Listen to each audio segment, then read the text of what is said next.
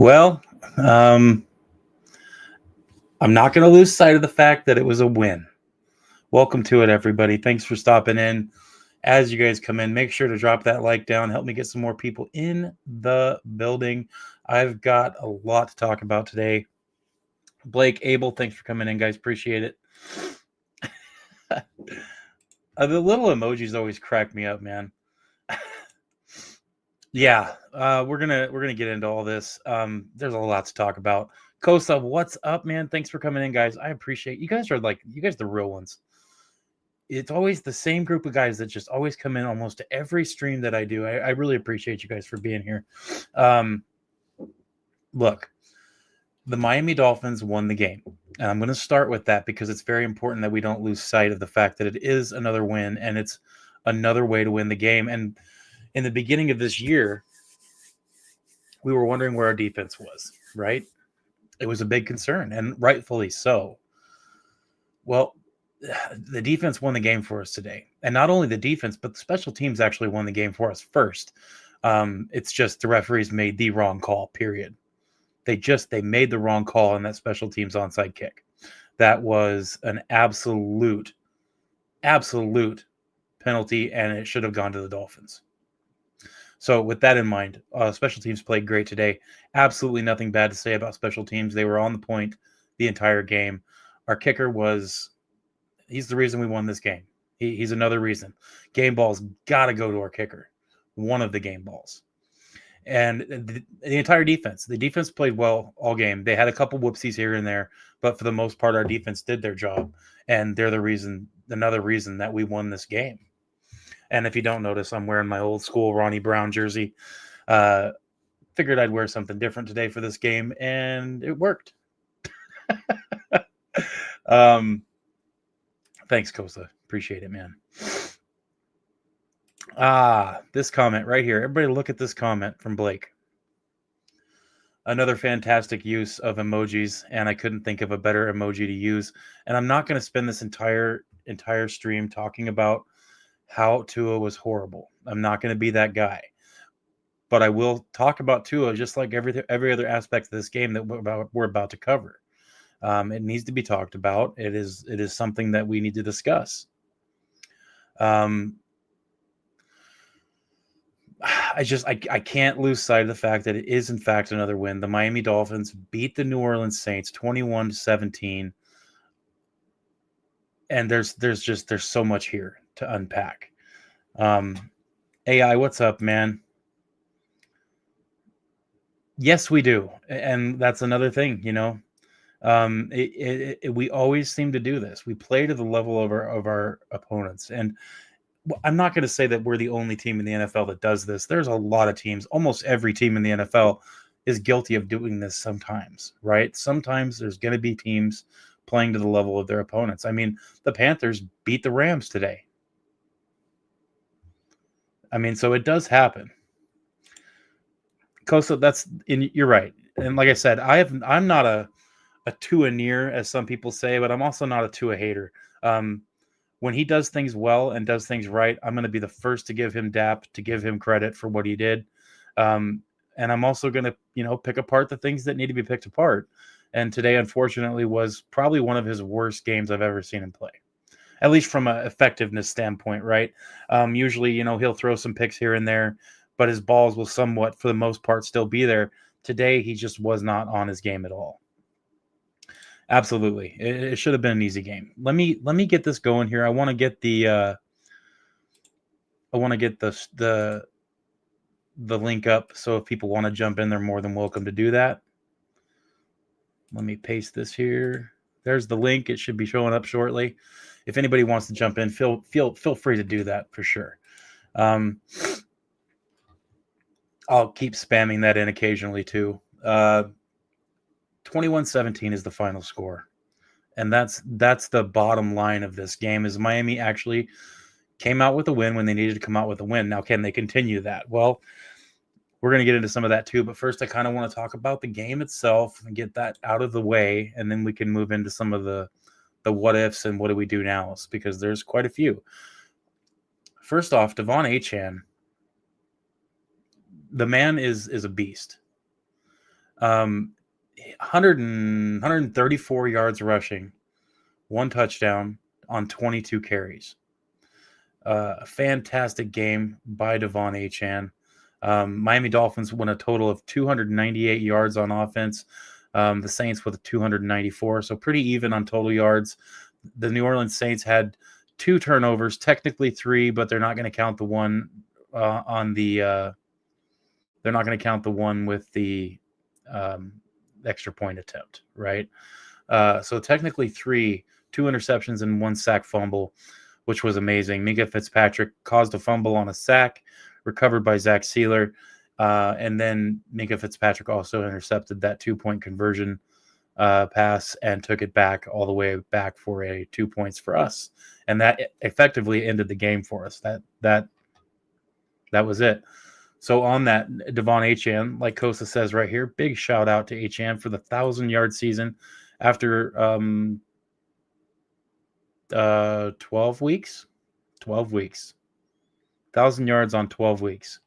He's stayed healthy this year. He's been the reason that we've gotten most of our wins.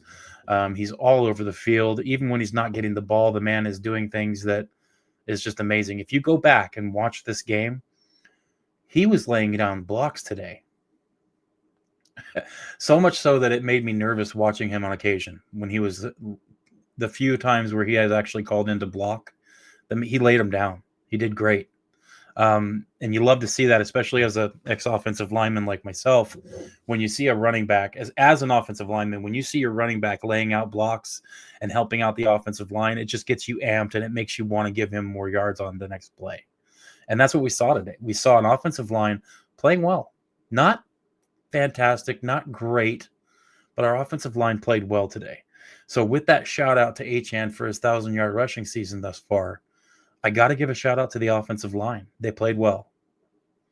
The times when Tua was sacked, that was largely from Tua getting happy feet and being a little slow to his next progression or missing an open player altogether and going to another look.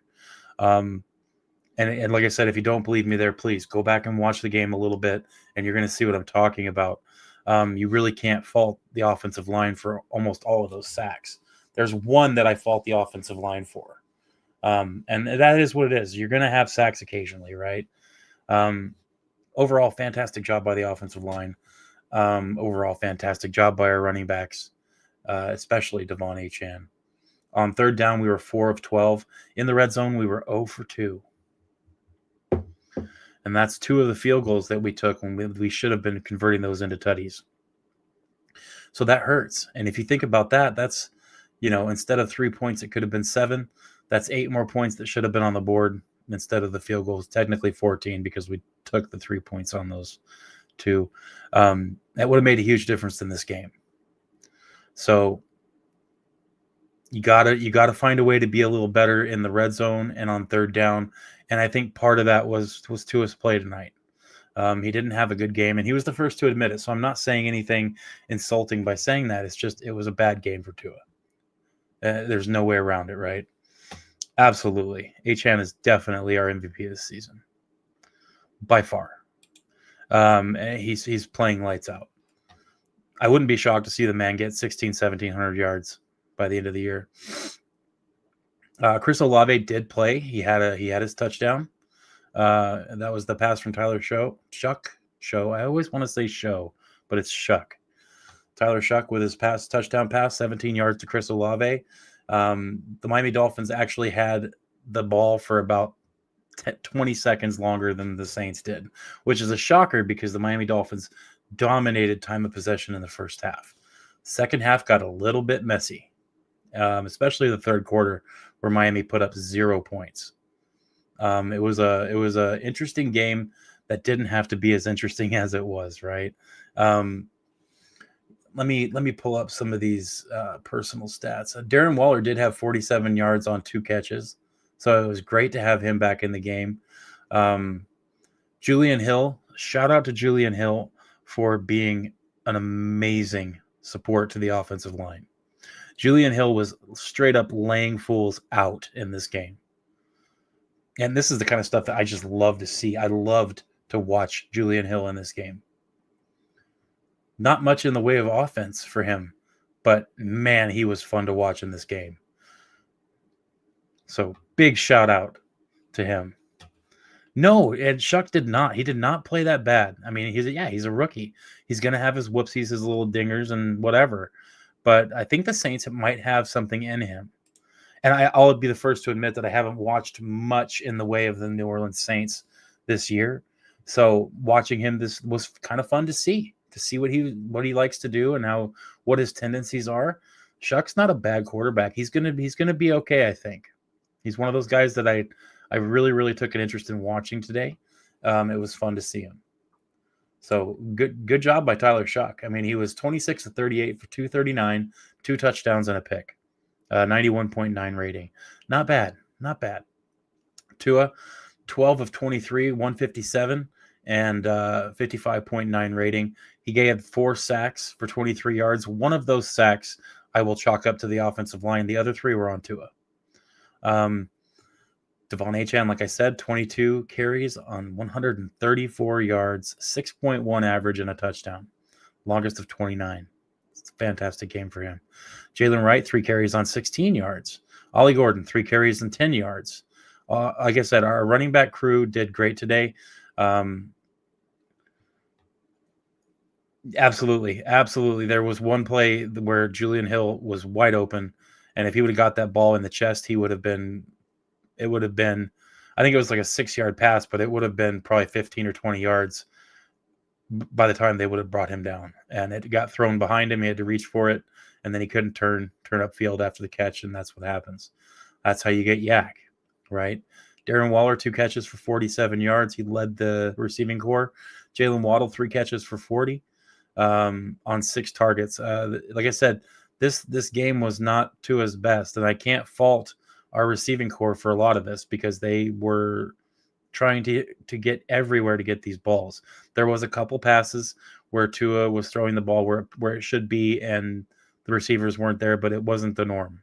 The norm today was Tua was off, okay? Dulcich, 2 catches for 24 yards. Cedric Wilson had the big catch for 16 yards. That was a big catch at that point in time, and it was good to see him do that. 0 passes to Devon Achane this game, which was interesting. I've become so used to Devon Achane getting at least 5 or 6 catches a game, and today he had 0 and 0 targets. He wasn't even targeted. Oh, he was targeted once. I lied. So Tua did have 1 fumble, but it wasn't lost. He got that back. Jordan Brooks, another normal day at the office, 12 tackles, 1 tackle for a loss. Mika Fitzpatrick had a QB hit, and it was a sack. Chop Robinson had 1.5 sacks today. Fantastic job by Chop. I was happy to see him get involved in the game and make some plays. Good to see that. Bradley Chubb had another sack. It was good overall for the defense. 4 sacks, 2 picks, technically only 1 that they counted because the other one was on an extra point attempt. So great game by the defense. I'm not going to fault them holding any team to 17 points. It's a good game for Miami. Rasul Douglas had his pick, and I mentioned in the live stream a couple days ago that he has been lights out for us, and he was great today. He did get burned once by Olave, but I mean, a lot of people are going to get burned by Olave at least once in a game, and that's what happened. So Malik Washington, 2 kick returns for 45 yards total. It's a good day at the office for the special teams. Riley Patterson, 4 of 4 on field goals. Longest one was 48, and most of those were in the 30 to 40 yard range. He's responsible for 13 points today. You can't be mad about that. He did great job by Riley Patterson. Great job by special teams. Average of 50.3 for punting for Jake Bailey. Jake Bailey had a great day on 4 punts. His longest punt was 50-something yards, 54, 55. Just a great day for Miami on the defense and special teams version. Offense was hit or miss, and it was largely from quarterback play.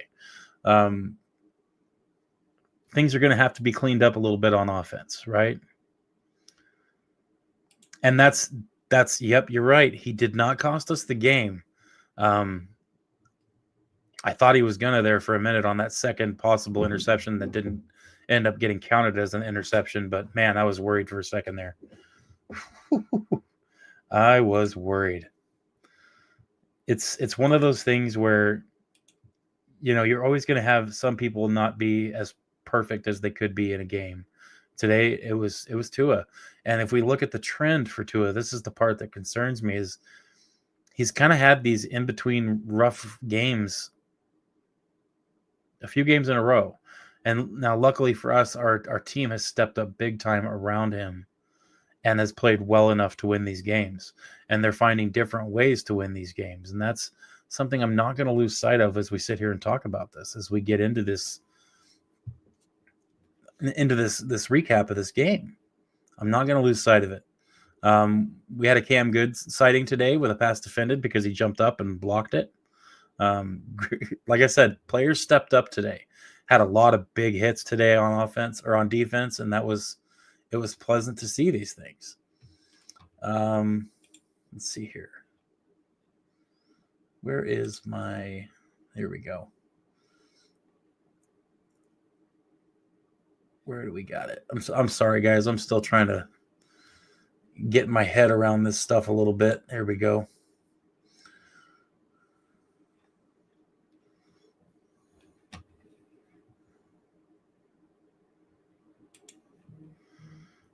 He has too many hiccups to where games are too close or losses. I agree.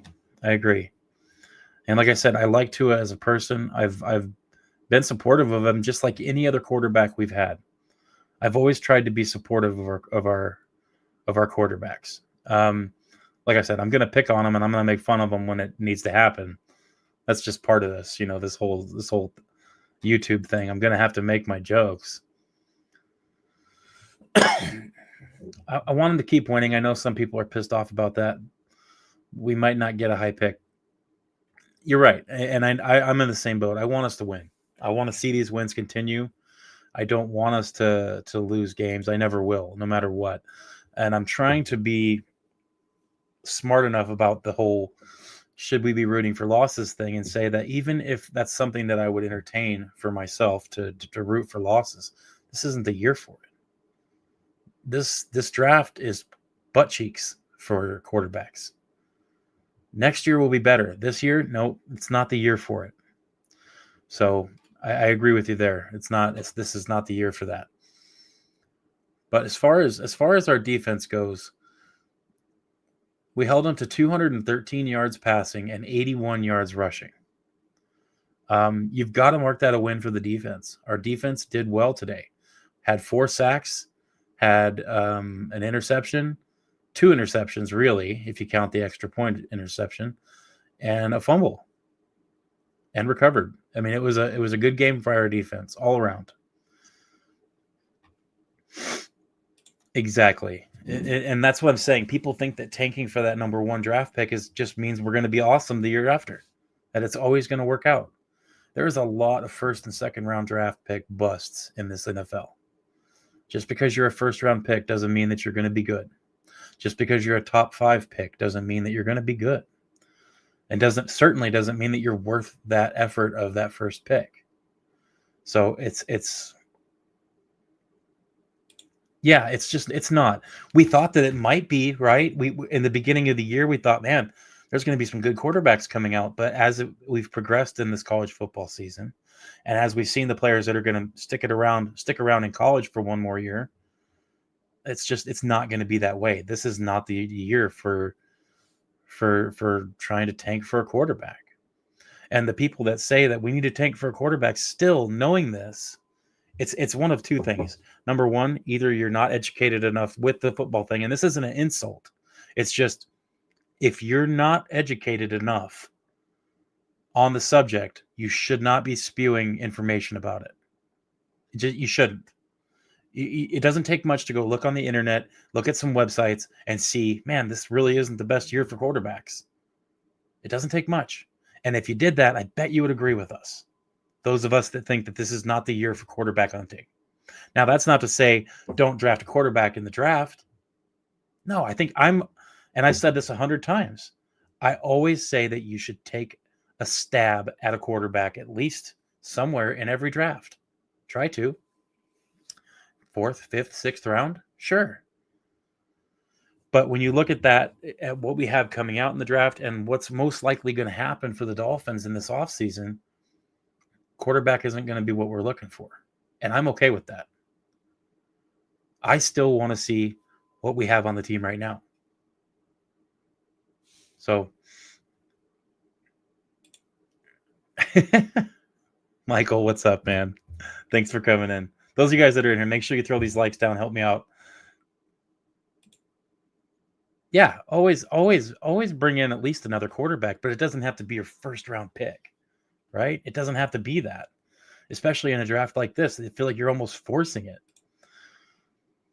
Yeah, he regressed a bit, but I mean, I'm not down on Mendoza, and I'm not saying that he's a bad quarterback in this draft. I'm not saying that at all. I'm just not sure if it's worth it with him right now, especially if realistically, even if we lost today, we'd still have to be trading up a lot to get to him. So the concern there is that it's just might not be worth the effort. We have a lot of needs on this team, especially once the season is over. We're going to have to fill in some spots. And I'm really excited about looking into this draft for other things because there's a lot of good players in it, just not quarterbacks. So with our needs and the way things are working towards the draft, I think that we'd be best served to try to win as many games as we can. And hopefully the interim GM and whoever they're going to have as the GM, whoever that may be, which I maintain is going to be better than what we've had, hopefully they are doing their due diligence on their evaluations for this team. And that's where I'll leave that for now. Yep. Tom Brady. I mean, there's a lot of good quarterbacks that have come out outside of that first round. So thinking that we need to get a high first round draft pick to get a good quarterback, it's false. That's not the way this works. Yep, he's going to stay in college, and I'm not too sold on him as it is. Maybe it'll change after next season, maybe. But like I said, next season or this season coming up, this draft is not the one. Maybe the next one though. That's what I'm looking at is the next draft. That might be the one to look for a quarterback. And if that's the case, you don't have to tank to get a high draft pick. Sometimes trading up is just as easy, especially if we can stack some picks. So we'll see. Yes, I love this. As some people think these kind of answers are boring, but this is what needs to happen. Front office needs to do their job, scout thoroughly, and evaluate this team as it is right now. That's what the rest of the season is for. I mean, I want wins, but I'm not thinking playoffs. I'm thinking let's let some of these young guys get some effort in and get some plays in, and let's see how they stand up. Let's see if they stand out. And let's see if some of these guys are worth keeping around and if we have a good base to build off of. Because I think we do have a good base. This is right here. Yeah, Lakers nailed it. We should use this draft to load up on O-line to protect and cross out Tua and just put any quarterback we might have. I mean, I think we're going to have Tua next year, regardless of what happens at the rest of the season. I think we're going to have Tua next year to kind of take care of that rest of that contract. But we should use this draft to load up on offensive line. There is a lot of offensive linemen that are going to come out this year. A lot.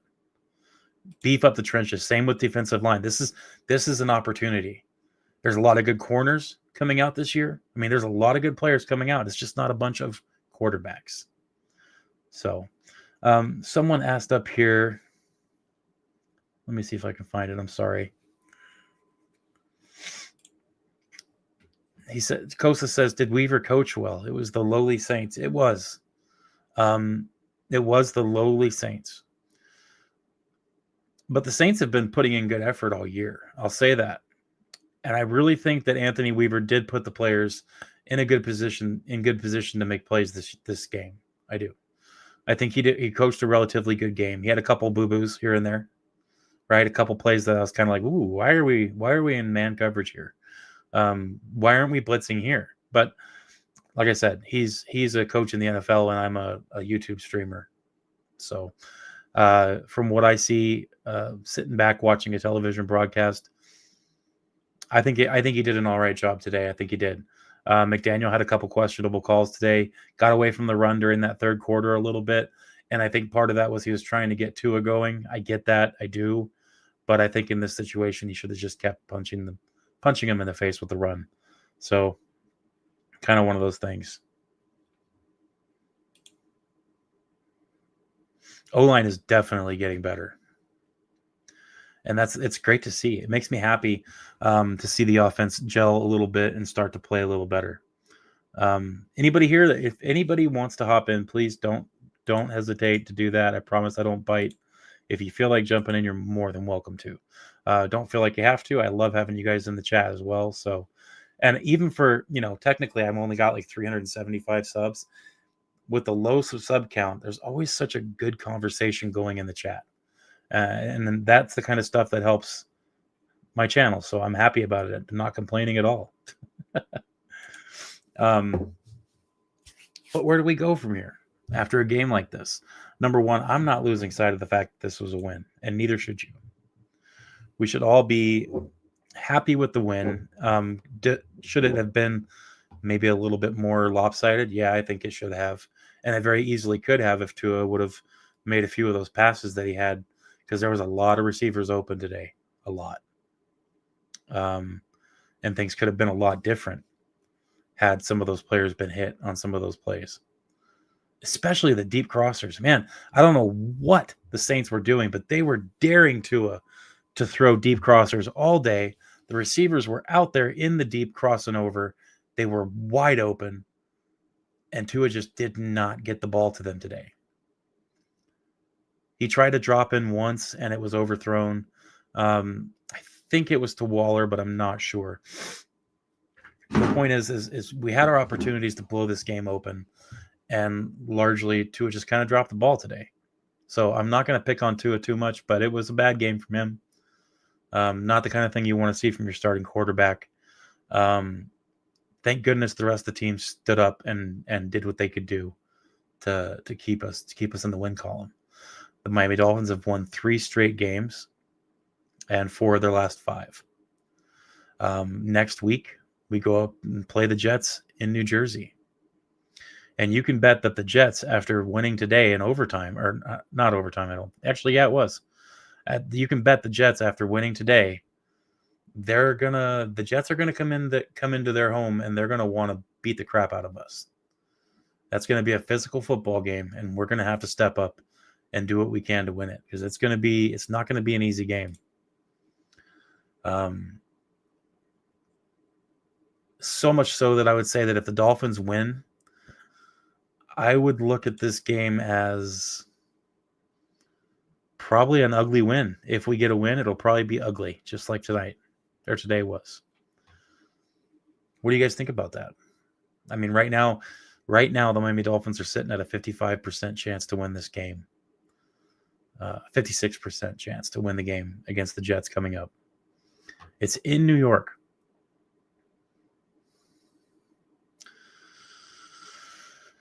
I just don't know.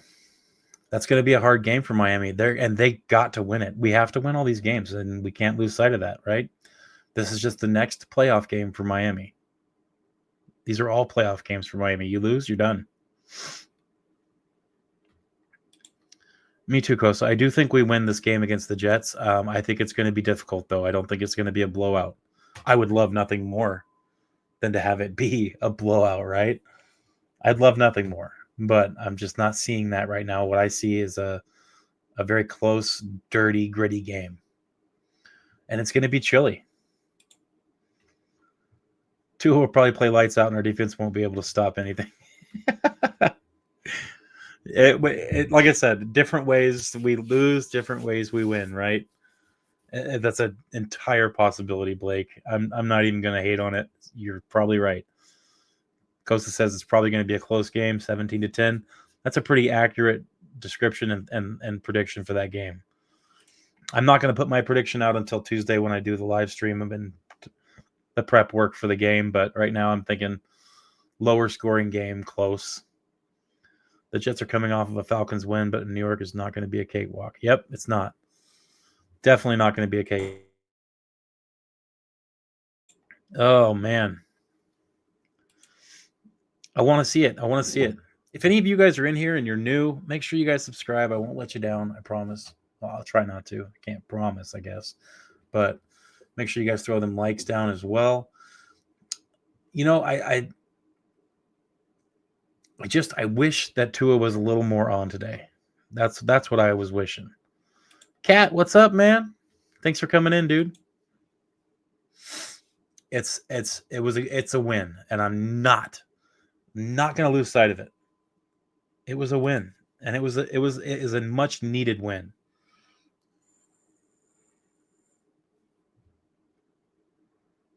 But what do we do now? We've got to keep winning. Obviously, we have to. Is Tua going to have a game like today every game for the rest of the year? No, I don't think he is. But at some point, these last few games, we've just seen a pretty steady regression from Tua, and I think that he needs to really step it up. Whatever that entails, whatever that takes, Tua needs to do it. Today, it wasn't the scheme that hindered Tua. Today, it wasn't the receivers running wrong routes. It wasn't any of that. It was Tua today. Kosa, I'll give you okay, here's my thoughts on Tua.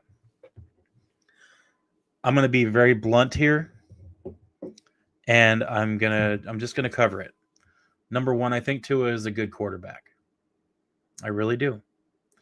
The problem is, I think an injury that he received last year has severely limited his effectiveness. And I'm not talking about concussions. Not talking about that. I'm talking about the hip injury that he got in Houston last year, near the end of the year. I think that the hip injury hurt him. And when you talk about throwing the football, you talk about using your body to throw a ball. It's not just your arm, right? And most of us know that. It comes from your midsection, your hips. You've got to snap those hips to the target when you're throwing. Your hips move, point to the target, and the rest of your body falls that direction, right?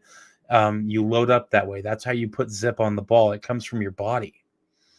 And I think that injury, ever since that injury Tua received to his hip, the zip's just not there. And he already didn't have the best arm, right?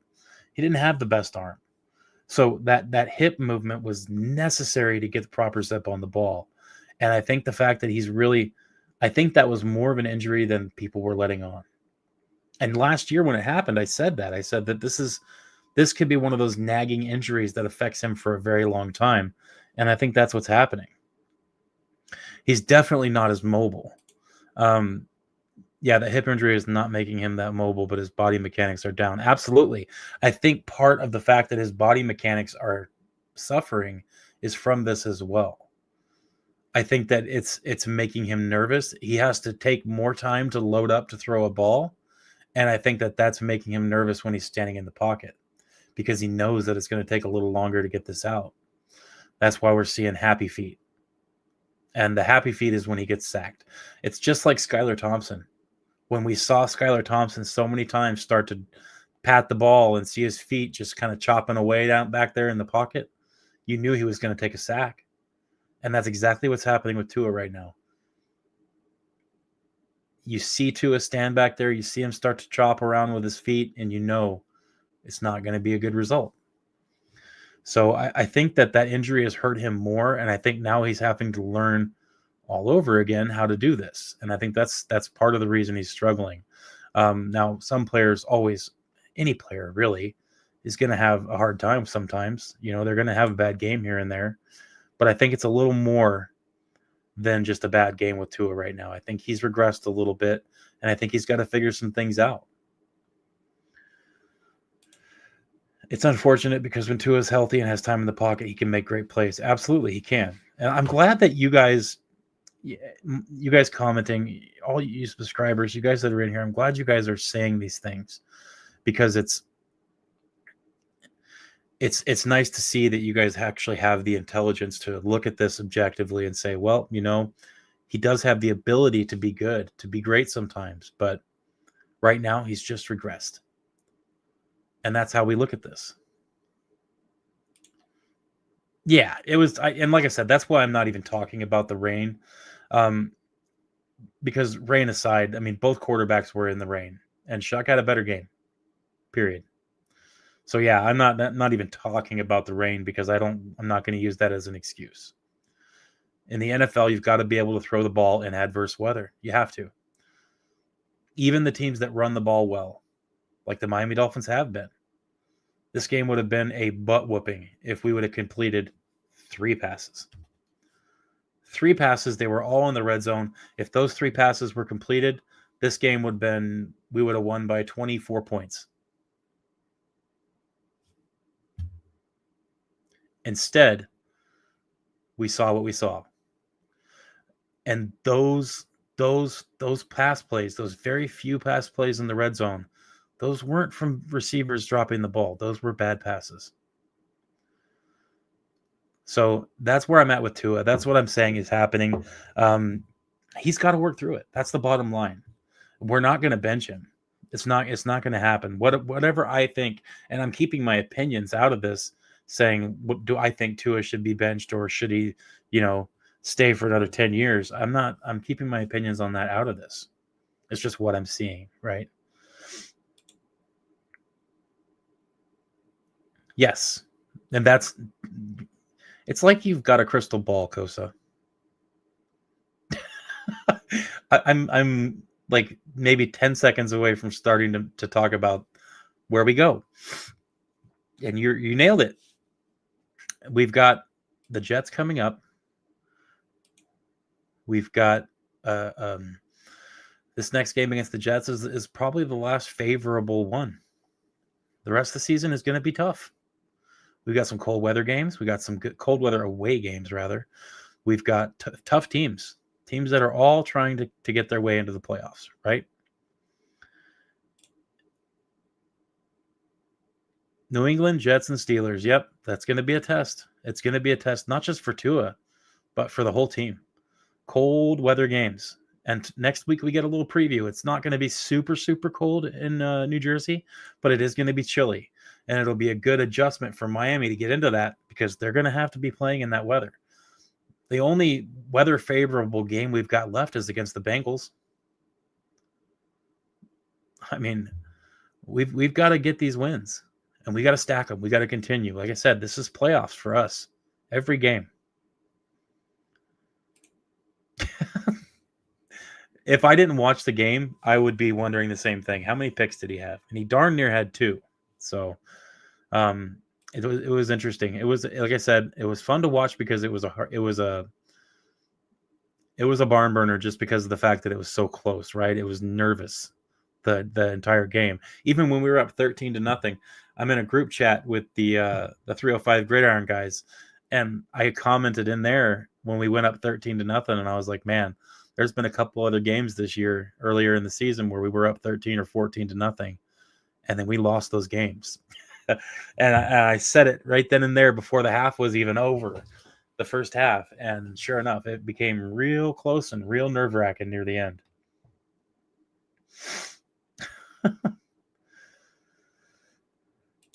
Ugly, but a win. Yep, that's where we're at with it. And now we're looking forward at this rest of the season that we've got to play, and it's going to be tough.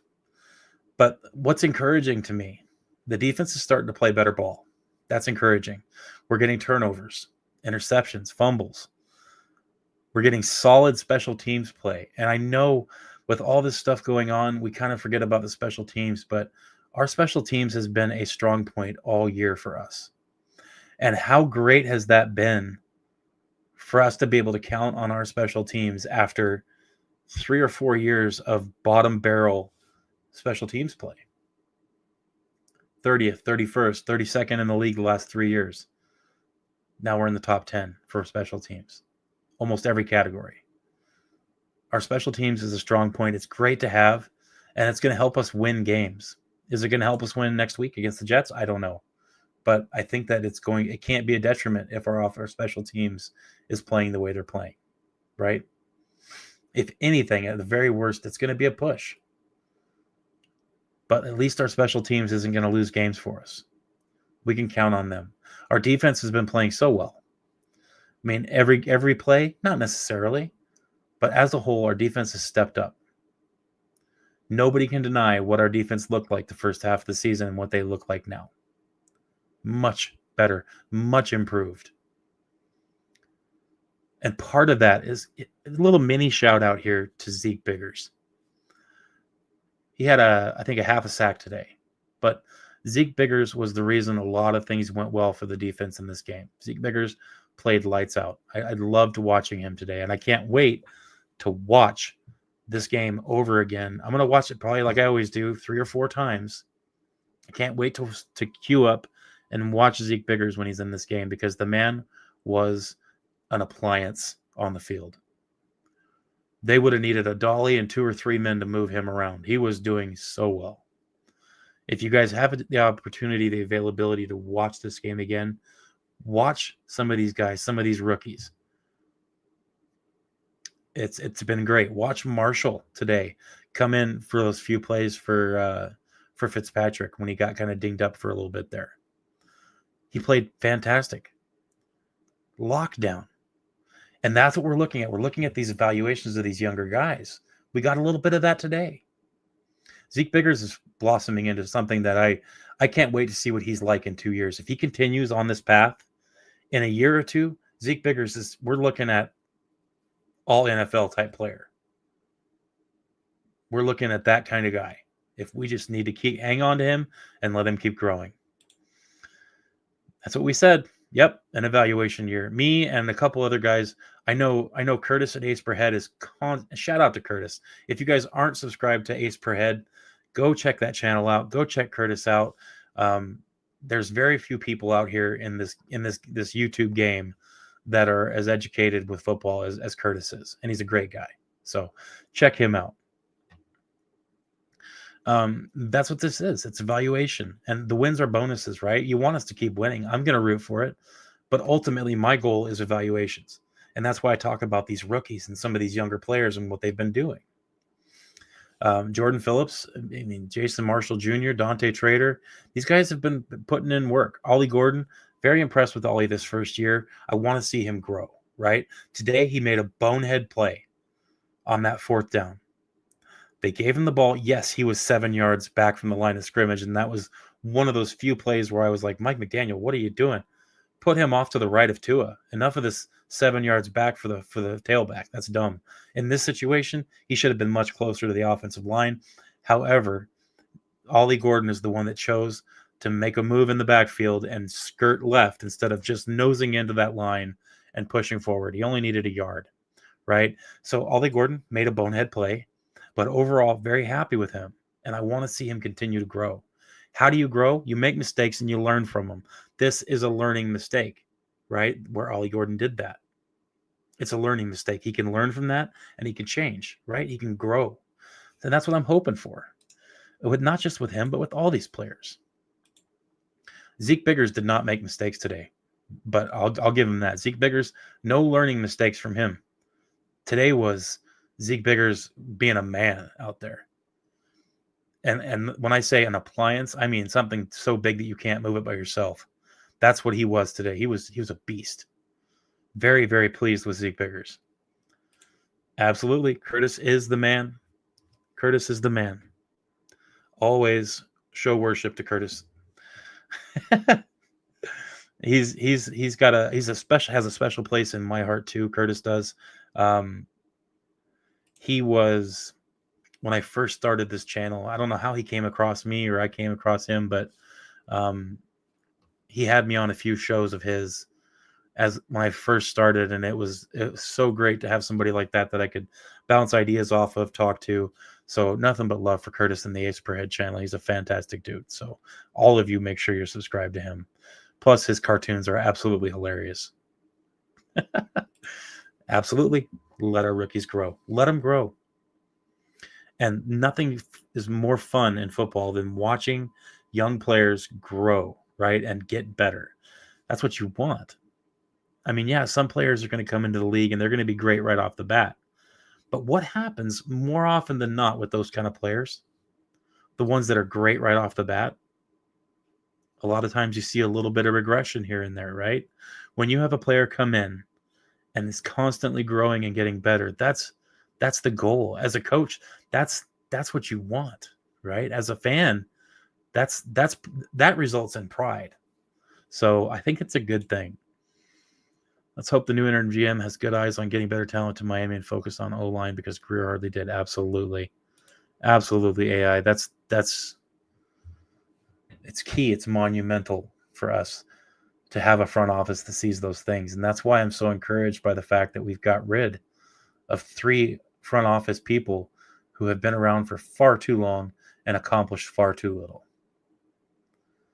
2 heads of scouting and player personnel and our general manager. All 3 needed to go. I think it's a great thing what we're doing right now, and I just want to see it continue. What I don't want is a bunch of hasty moves made by our front office. I don't want them going, well, you're fired, you're fired, you're fired, you're fired.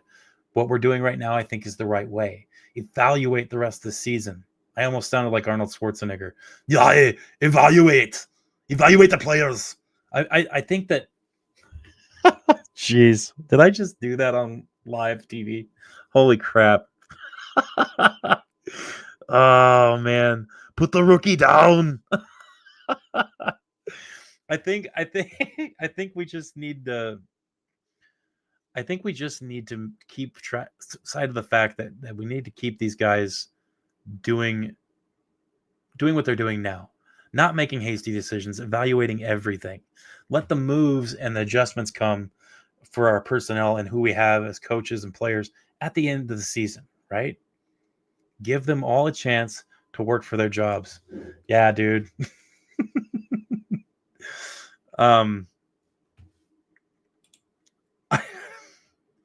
Dude, yes. Now I'm curious, Kat, did you say Olive Garden or did that change it? Did it autocorrect to Olive Garden from Ollie Gordon? I'm just curious. Oh my goodness. No, I've never been on Finn's Faithful. Never been on there. I've been in there commenting as a somebody watching before, but never did it on there. Nobody wants to have these young YouTubers, these guys that have no subs on their channel. That's why Curtis was special to me because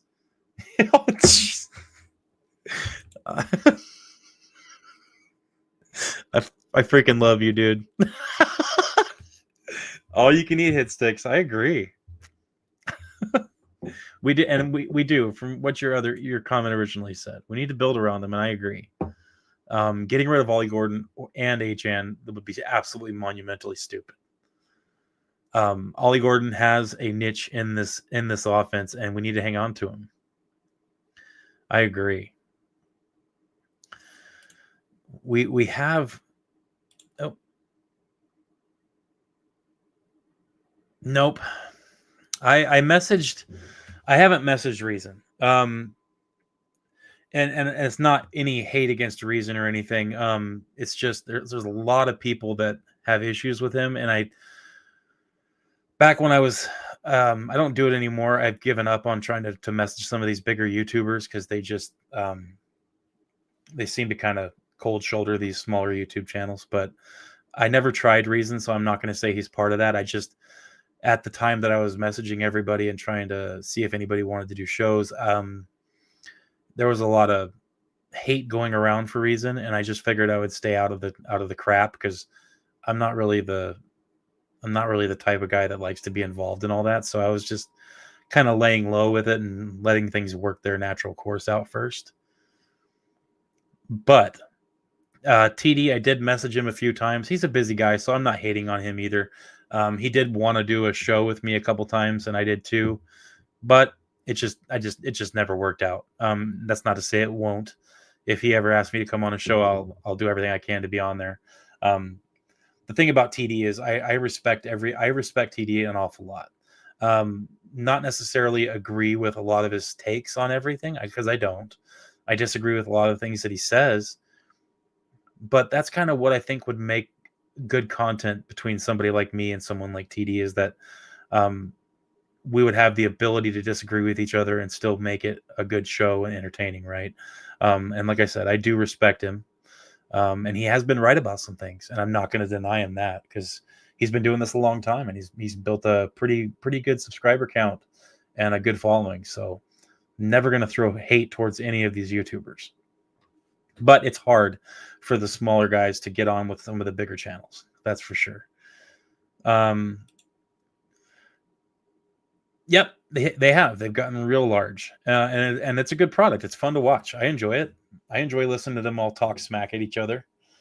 Can't deny that it's not entertaining. You know, it's definitely entertaining to watch. I'm not going to say that it's not. Dude, Kat, anytime, man. I'll put my I'll find a way to get you my email. Usually my email is on the screen, but I just realized since I started doing StreamYard, I haven't made a thing with my email. So I'll get on that for sure. And we definitely need to do something, because I do enjoy your channel too. By the way, AFC Eastie Boys, you guys need to go check them out. It's pretty good stuff. I have never used Discord. I'm a 42-year-old truck driver in Alaska. Discord is still outside of my realm of ability, but I'll look into it for sure. I support the Small Dolphins podcast. I've heard most of them. Some are cesspools. Some are, I'm not going to throw names, but some of them are. Some of them are a little weird. But definitely support is the big thing, right? And even if it's not really your cup of tea, if you scan through and find somebody's channel, and they've only got like one viewer or something like that, throw a like down before you bounce. It helps. And like I said, the more we have, the better. Does it cost as much as StreamYard? Because StreamYard costs so much money. I had to pay $415 for a year service with them to do this. It's unreal. That's why if you look at the bottom of the screen, I always have if you want to support the channel thing, feel free, because man, $415 a year is unreal. And I'm trying to get an intro video made. Okay, I'll look into it for sure then. For sure. But we have this team that is actually starting to play a lot better together, right? They're putting better effort in. And oh, dude, I love Pete. And like I said that I don't agree with TD a lot. I almost never agree with Pete. Pete's takes is absolute hilarious. It's great. It's great to sit in and watch that and listen to it. I rarely jump in to talk unless there's like one or two people in there at a time, because if there's more than like 5 or 6 people, it's just people screaming at each other. But that's kind of a pioneer type show, because he lets anybody get on there and he just lets the conversation go wherever it's going to go, right? And I think that's the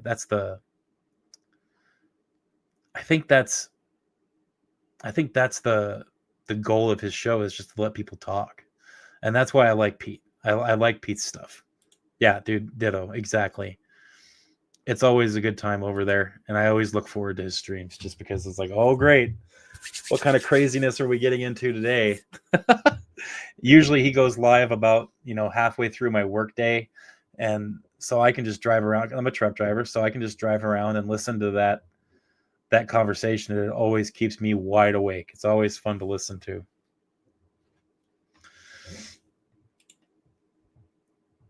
Fan base is 2 sides currently: those who want to tank and those who are happy for wins. You know what?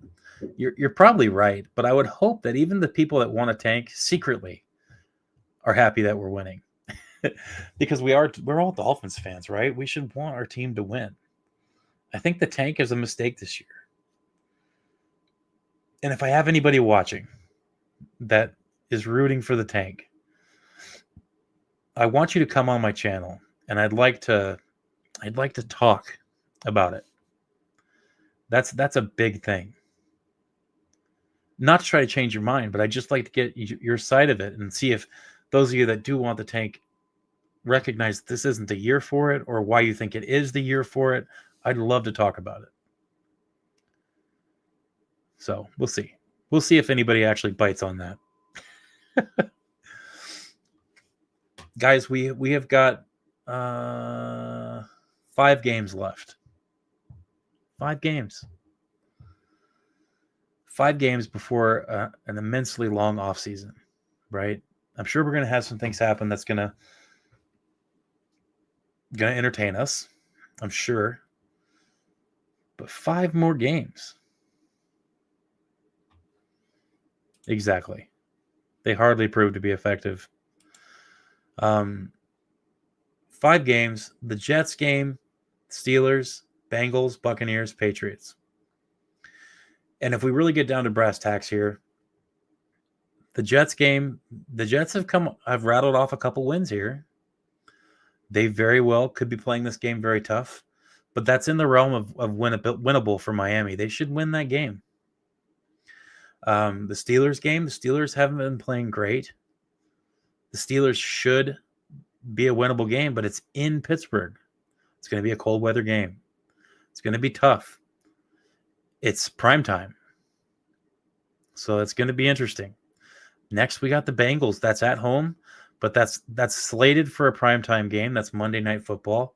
I don't think that's going to be it could stay as a Monday Night Football game, but I don't know if it's going to. I think it might get flexed out. That's going to be our throwback jersey game. Then we got the Buccaneers. That's at home. And then the Patriots. These games are not going to be easy. So this next game against the Jets, that's going to be a big game for us. Yep, Joe Burrow is back, and he looked good. Just because the Bengals have a worse record than us right now doesn't mean that's going to be an easy win. That's going to be a tough game. And Bengals-Dolphins is always a good game. It's always tough. So, like I said, I'm excited to watch these games because these are end of the season games against good teams. A lot of them are in cold weather, right? It's going to be interesting. Kat, can you hear me? Yeah. Listen here, man. We need to go for the tank, bro. I'm telling you, man. Carson Beck is going to be the guy. You're going to see him win a natty this year, bro. You got to go for Carson Beck, man. This man is lying. No. What's up, fellas? What's up, man? Hey, it was a good win today. It wasn't pretty. It was kind of like the Washington Commanders win, like we definitely should have beat them a lot better than we did. But a win's a win, right? We ain't rooting for the tank. There's no reason to root for the tank this year. Like you said, like anybody that wants to come up here, I would like to hear it too, for real, because it's not the year this year. Yeah. Kosa says, I enjoy watching Joe Burrow almost as much as I did Marino. You know what? That's a really good point. And I'll agree with you here. I do enjoy watching Joe Burrow play football. I agree. Uh-oh, you got a fan club. You got a fan club there. Not the Carson Beck take. Let's go. Oh, man. Yeah, it was definitely his worst game of the year. And like I said, he didn't have as many picks as normal, but as overall effectiveness, right? I feel like this was a bad game for Tua, like probably one of his worst. But no, for sure, man. Like, bro, like I don't see it like you guys see it because I'm at the games whenever we're at home. I'm at the games, so like my vision is slightly different from watching it on TV. But even still, watching it from the stands, it was just bad. It was bad. We should have had 20 plus points in halftime. The way Devon Achane was playing, like we didn't utilize Waddle. Like Darren Waller was getting open. Like it was just bad play from Tua. The interception in the beginning, like, oh my gosh. Oh my gosh. I'll say that they did have they spent a large portion of this game trying to shut Waddle down. And I'd say probably 60-70% of the game. I haven't watched it more than once, so I will watch it more, but I'd say 60 or 70% of the game, I'd say he was double teamed. Yeah, there was a lot. There was like a couple times I seen him. He had triple coverage on him as well. So it was understandable to an extent, but at the same time, we had other weapons. Like Waller always finds himself open. He's a big body. Why didn't we take a shot into the end zone? I think it was like a 2nd and 1 or something. We were in the red zone.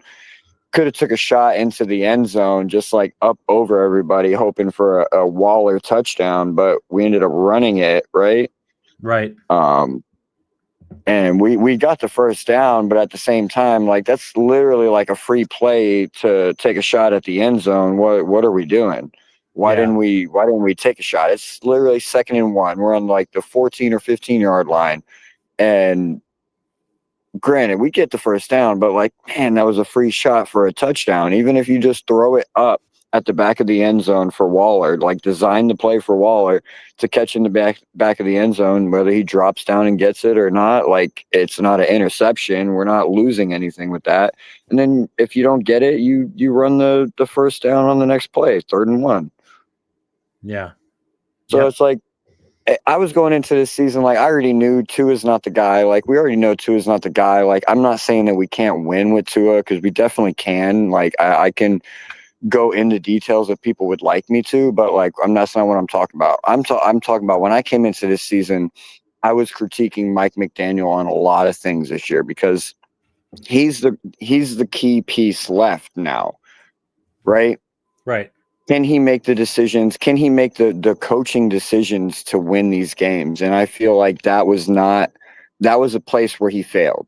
In my opinion, like that was a place where he failed, sitting there on 2nd and 1 and doing a run to get the first down instead of taking a shot in the back of the end zone for possibly a touchdown, which would have totally changed the whole landscape of the game. Because at that point, we would have been up 2 scores, not going into halftime up 16-0. It would have been more like 20-something 0. Right. You know what I mean? So there's things he needs to work on, and he's dropping the ball. He looks good at times, but he's still dropping the ball when it really matters. Right. Yeah, and I was saying I think I said earlier there was 4 passes in the red zone that if we would have connected on those 4 passes, which were open receivers, if we would have connected on those 4 passes, we would have won by another 14, 17 points. Easy. Right. And that's not on Mike McDaniel. That one's on Tua, Yep. But it's like certain play calls. It's like the Ollie Gordon play that you were talking about earlier, where he's 4th and 1. It's like, why was Ollie Gordon in there anyways? It probably should have been A-Chain, our more veteran back. Yeah. And A-Chain probably would have been smart enough to get that first down there. Okay, so Cat in the Hat, let me throw this to you real quick, this question from Abel.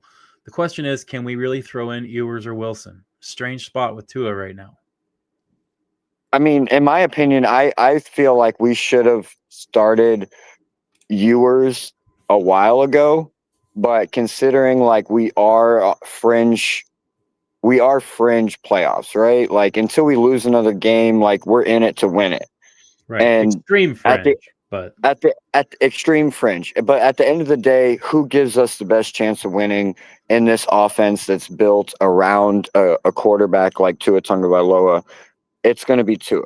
Yes, can we quickly alter to a quarterback like Quinn Ewers, which we need to evaluate? We need to play. We need to see how he can do, because we don't want to go into the offseason not knowing if Quinn Ewers could be the next guy or not, right? We want to know if he's the next guy, because we need to know if we need to draft a quarterback or not. I mean, right. it's really tough to answer that question. If we end up losing another game, I say we start Quinn Ewers the rest of the way out to see what he's got. But at the moment, unfortunately, I'm with Mike McDaniel in saying that Tua does give us the best chance to win. So as long as we're in it, we need to play who gives us the best chance. And it's like, yes, I want to see what Ewers can do. I want to be able to evaluate him, but I also want to win at the same time. Right, and that's where I'm at too. I agree. I think that if since we are, on the verge, we've got to win every game to even have a shot at the playoffs, right? And I'm not going to talk a bunch about the playoffs, but if we're in this position right now, we've won 4 out of our last 5. If we're doing this and we're finding new ways to win the game, you got to ride that hand. And here's my thoughts. Like you said, if we lose another game, we're officially eliminated, right? There's not a chance. And if that happens, then I think that we should start Ewers and check out Wilson a little bit here and there. But the reason that we'll still get a good evaluation on them, even after we're eliminated from the playoffs, is because we fired our general manager. Everybody knows that they're up for evaluation this rest of this year. So even if we do lose a game, the team's not going to give up. I don't see that happening. I see a team that's going to continue to fight to win every game they can for the rest of the year. And the main reason for that is because they know that they're under an evaluation format right now, especially if we lose. If we lose one more game, they know there's nothing left but the evaluation. And they're going to fight hard for it. But let me ask you. I mean, let me ask you a question. Like, do you even think it's worth wasting time on a guy like Zach Wilson, though? Like, do you think they would even consider bringing him back on another deal? Like, Well, he hasn't had enough playing time, in my opinion. No, they have him for another year. Oh, we signed him for 2 years? It was 2 years. 2 years, $6 million. Okay. So I think that's right. Yeah, we have him for 2 years. So I think he's going to come back, barring us getting somebody who's actually a really competent quarterback.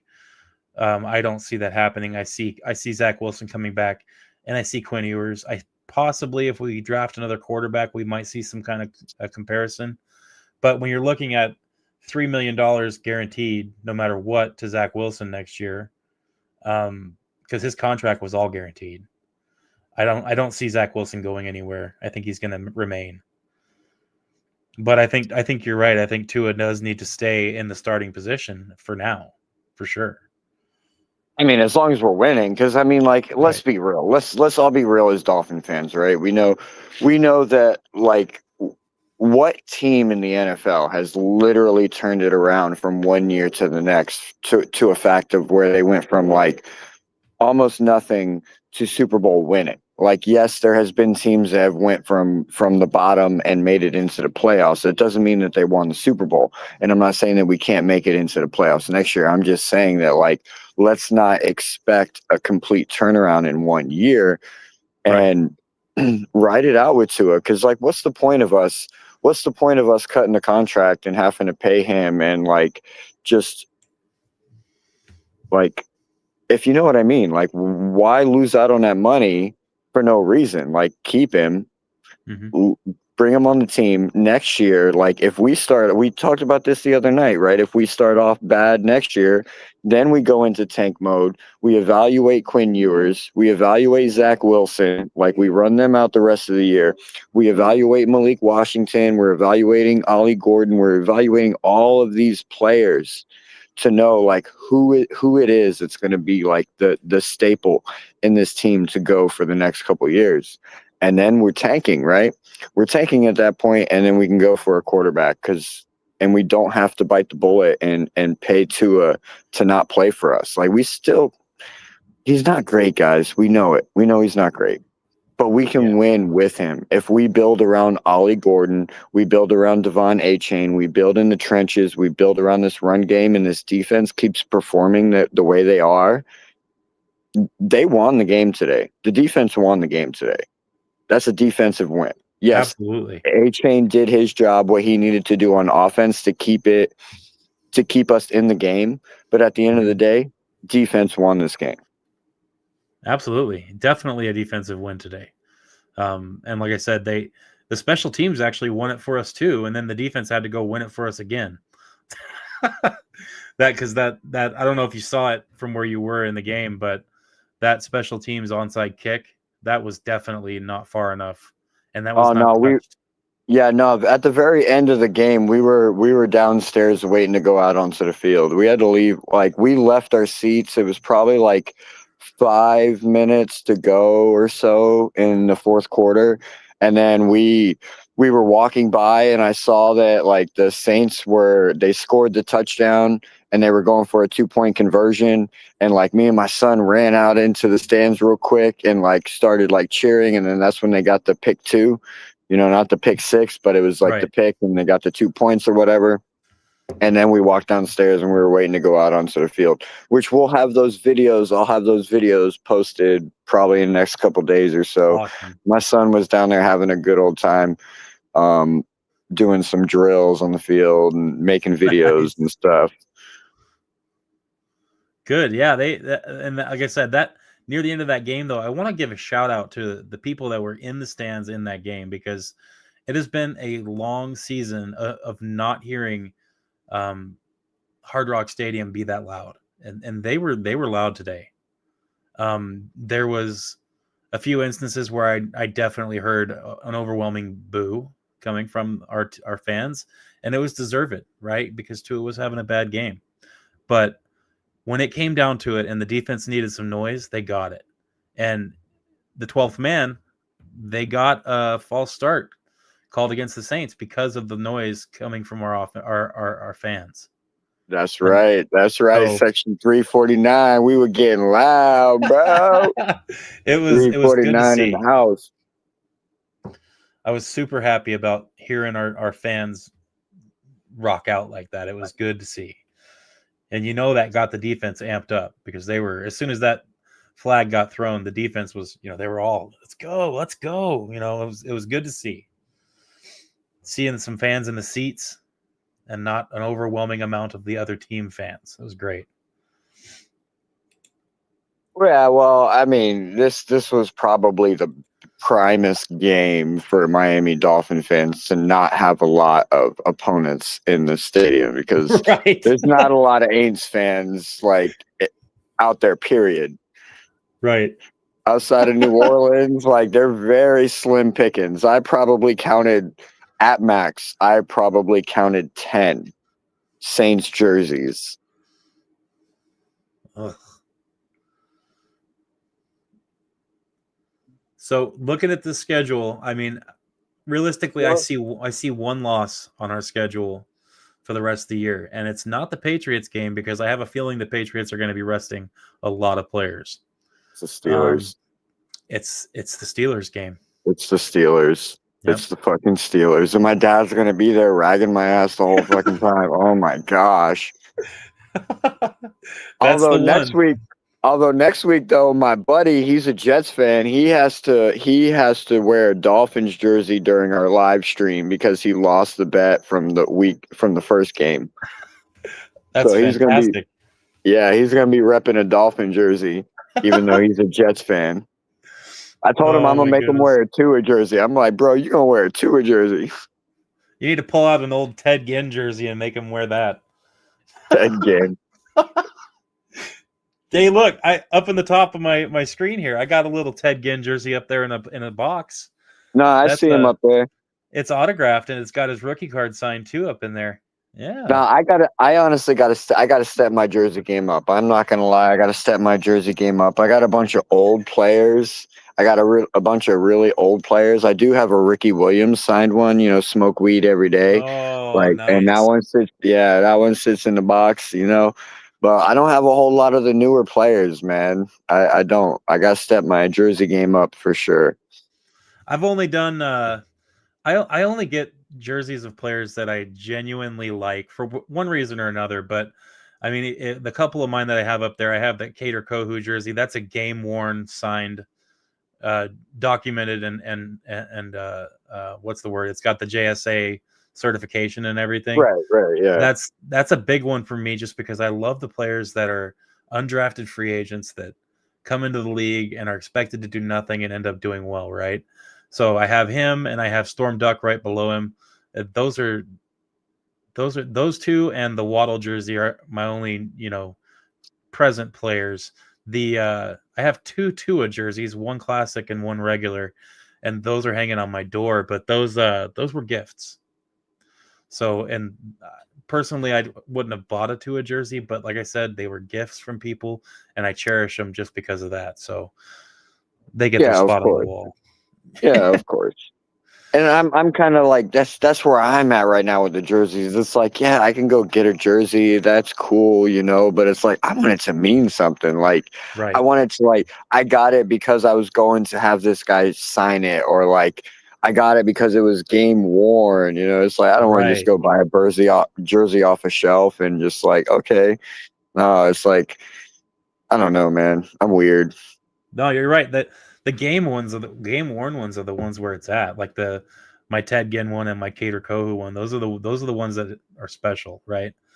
I don't care if it's Ted Ginn. That's all I think of Yeah. is two kickoff returns for a touchdown back to back. That's what I It's think of. the it's the experience. It's like I was telling a guy today. I had when Jalen Phillips got drafted, Jalen Phillips and Jalen Waddle got drafted. Right. Um, so Hard Rock Stadium, that year they had a party.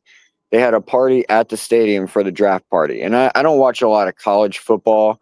So I really had no idea like any of the players, right? But me and my buddies down there, my wife, her sister, we're all down there. We're having a good time, drinking and stuff, and we're watching the draft, and we see the players, right? And like I see them, but I'm in a drunk haze. I kind of just see them, and that's it. Yeah. Anyways, the next morning, I'm driving Uber because I drive Uber and Lyft once in a while when I need some extra cheddar. So I'm driving Uber, and I usually don't drive out of my area. I stay in Palm Beach, and I usually don't drive out of that area because like I've learned that area. But something told me like I got a trip that wanted to go down to Pembroke Pines early in the morning, and I'm like, it's a Saturday morning, and I'm like, man, whatever, let's do it. Let's do it. So I end up taking a trip, and I go down there, right? Yeah. And I get a trip before that trip's over, and I go to pick up my next trip. Bro, shit you not, it's Jalen Phillips and his parents. Jalen Phillips and his parents. He's going to Dick's Sporting Goods to buy his parents jerseys. Oh. I give him a ride in my fucking Uber, bro. Like I'm like a little high school girl in the front seat. Like, oh my gosh, I got a Dolphin player in my Uber right now. Like, got his autograph on my hat and all kinds of stuff. Got pictures and stuff. But then it's like the autograph ain't on my hat no more. It's like, but I don't care. I kept wearing it. I didn't seal it. None of that. Like, didn't set it up on the wall. Like, just a memory, right? Mm-hmm. Yeah, I think Abel said it. I agree with him. I'm in the same boat. The next jersey I'm going to get is going to be a rival jersey, and it's going to be HN. That's the way it is. It's going to have to Yeah. be. But I got to I just try to find a way to get him to sign it. That's the trick. yeah. But and we Is also need to hope. We also need to hope that like he's still here next year. Like he right. seems like he wants to be here. Like when he had that interview after the trade deadline, and they asked him about it, when he said that he was glad to be here, it kind of seemed like he was sincere about that. Like if you looked at the body language and the tone of voice and everything, like it didn't seem like it was a PR stunt, like him saying like, "Oh, I'm glad I didn't get traded," yada yada. Yeah. It seemed like he was sincere. So I'm hoping things work out. I don't know how they're gonna to do it next year and make it work because like we are in cap hell Yeah. and it's payday for him next year. So maybe he'll take a team friendly deal or we can franchise tag him and he doesn't get upset about it. I don't know. I'm really hoping we can figure it out. Yeah, and I think I think if you also watch the interview he did with Teron Armstead, HN Yes, did like I yes, think it I was a did. week or so ago. Yeah, I He did. That was great. seems he really likes the Miami atmosphere, and you can tell he's not affected by it in that negative way, right? He definitely seems like he really wants to be with Miami, and like I said, I'm very happy about that because I really want him to remain with us. Also, I got to give a shout out because I shouted out that the two Tua Tagovailoa jerseys were gifts from subscribers. The three mini helmets up there above my head, all three of those mini helmets were sent to me at different times by anonymous people through Amazon. So whoever it is, if you ever decide to tell me who sent me those mini helmets, thank you so much. I Hey, have shout out to those people. I love it so much, and I those are like the coolest things I've ever gotten, and I have no idea who sent them. And if you look, those aren't cheap. Those are like $35 each on I Amazon. know, man. Hey, shout out to So them. whoever did it, thank you again. Abel says the A Train. Do you remember that first year when everybody thought it was A Chain? And like everybody was saying A Chain, and then all of a sudden it came out that it wasn't A Chain, and nobody felt like they could call him A Train again anymore. So sad. A Is Chain just that doesn't roll off. is that like it's not A Chain? No, it's A Chan. A Chan? Yeah. And I always thought it was A Chain, and everybody else did too, like halfway through his first season. I mean, this is the And first for me, man. oh, really? Yeah, bro. I'm sorry to break your heart. I've been Yeah. calling this man. I've been calling this man the wrong name this whole time.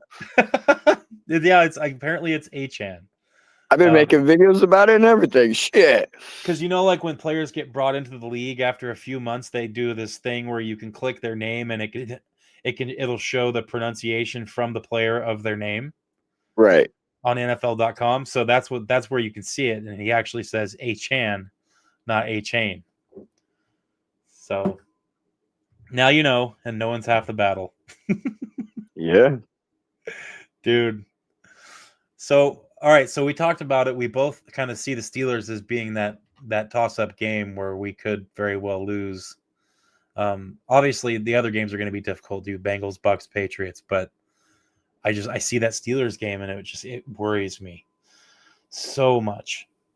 I worry about the Patriots less and less the more that I think about it, because it's like, bro, we beat ourselves in the first one, right? Mm-hmm. And it's like, granted, too, like the Patriots hadn't quite found themselves yet either, because they were still like not a great team at the time. Right. But it's like, man, I know if we play them again, we don't make mistakes, we win that game 9 out of 10 times. But yes, it's the Steelers that we worry about, especially since they're battling the Baltimore Ravens, and could be Aaron Rodgers last year, and Yep. it's there's so many variables that come with the Steelers. Like, that defense is nasty.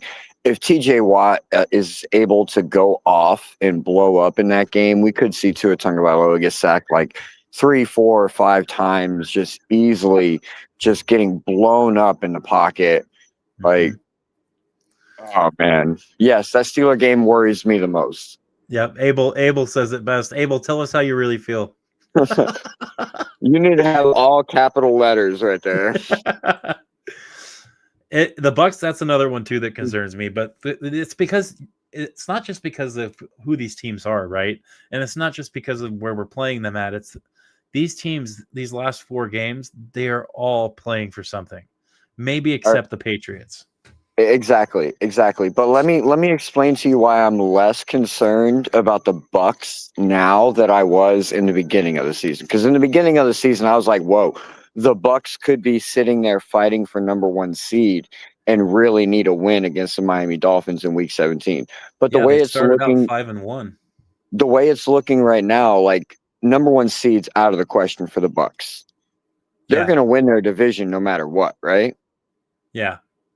So why not use Week 17 and Week 18 as a chance for maybe Baker Mayfield to get some rest? Because if they keep using him for the next 3 weeks, he's going to sustain some kind of injury. He's going to re-injure his arm. All right. Oh, you know what? You only The Buccaneers might not win their division, dude. because After today, the Panthers got the win today, right? yeah, they're tied at 7 wins each. So now that changes things a little bit. That does definitely change things a little bit for sure. So like, it really depends on how the Panthers are going, because they're a sneaky surprise team.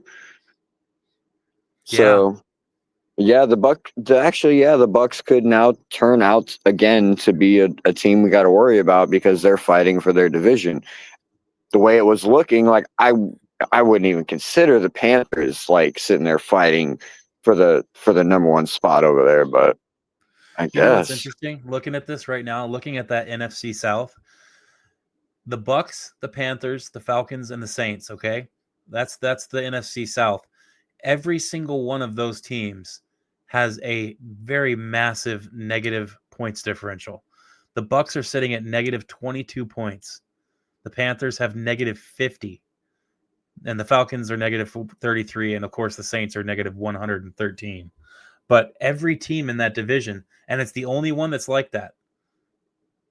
Oh, no, the AFC North does too. The AFC North are all negative point differentials. That's insane. How do you get seven wins and 5 losses and have a negative 22 point differential? That's crazy. Strength of schedule, man. Like you win those games you're not supposed to. Like that 30-0 win over the Atlanta, and then they got that 30-27 win over Atlanta again, swept the Falcons. Yeah. I actually called the Jets win over the Falcons today, so if y'all were in my Discord, y'all would have got y'all some money. Oh my goodness. Did Mason Taylor get a touchdown today? I haven't checked the stats yet. Like I haven't checked my Hard Rock or nothing. Let me check right now. Because if he got a touchdown, I hit my touchdown parlay as well. Because I know going into overtime, I was waiting on a Mason Taylor touchdown to hit it. Checking right now. Stand by.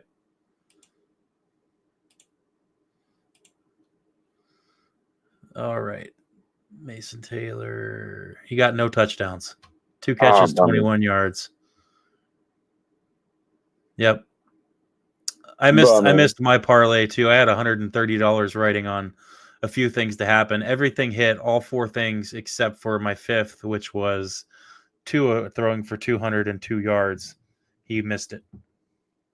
Yeah, he didn't do great today. And it was a game. It was a game.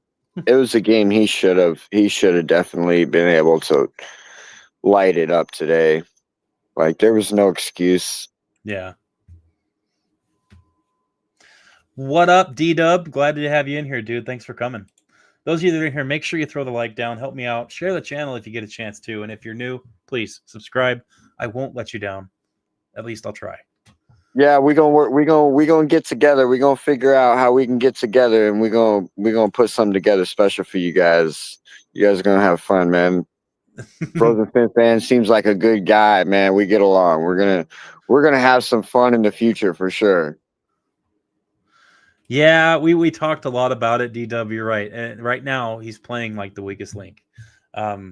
Hopefully it doesn't continue that way, but right now you're right. That's what we're looking at.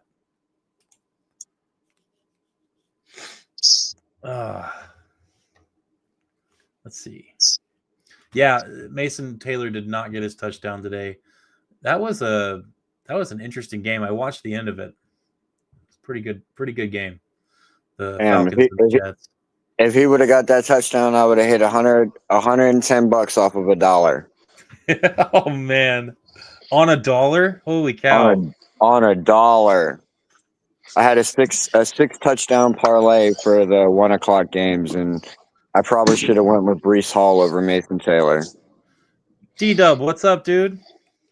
You know, I'm standing here in my garage that I have colored or painted dolphin colors, got all this stuff, right? And it's I'm beautiful. waiting. I'm still waiting for this Tua-led team to give me some reason to put something up for the 2020s or the 2025s. And I still stuck in pastime paradise because Tua can't do a doggone thing other than look less than average, even below average at critical times. Okay. It was not the offensive line's fault that made him throw behind Darren Waller. It wasn't the offensive line's fault who caused him to overthrow Waddle and give up an interception right behind the Saints giving us a turnover. I am so sick and tired of Tua failing. And all you Tuaneers, shut it up. I'm sick of y'all. Sick of y'all. Okay? This could have been one of the most embarrassing losses this franchise endured. With that offensive performance that they put up in the second half, only scoring 3 points offensively in that half. That's deplorable against the New Orleans Saints. Deplorable, despicable. I mean, oh man. And I don't know how long you've been on. So how long you been on thus far? About an hour and a half. Oh man, so you probably heard other people express these same things. So I apologize if I'm going over things, but this is bad. This was bad. Brother, this is a therapy session, man. This is what I like is you guys get to come on here with me and you get to tell me how you feel, and it's a good thing. And we also got to keep in mind, you're right when you first said it. Our offensive line played very well today. And those 3 out of those 4 sacks was not because of the offensive line. It was largely because of Tua being indecisive. The offensive line played great today. You're right. Yes, I mean, and the thing is, they ran the ball. The run game is the best part of the offense. Who would have thought that from the start of the season that the running game would have been the best part of this team? As far as the offense yards is concerned. By halftime. Yeah, he's over 1,000 yards. He's probably going to be he's the only person who deserves even a sniff at the Pro Bowl. Okay. Oh, for sure. Yeah. We got a couple defensive guys that probably deserve some spots, like Jordan Brooks. Yeah. Maybe because the team underperforms because Tua is playing below average, that they won't get those defensive players who could possibly be in contention for Pro Bowl selection. They're going to be shunned because of that. And, after this performance, I don't believe that they can run the table. I don't even know if they're going to be able to beat New York.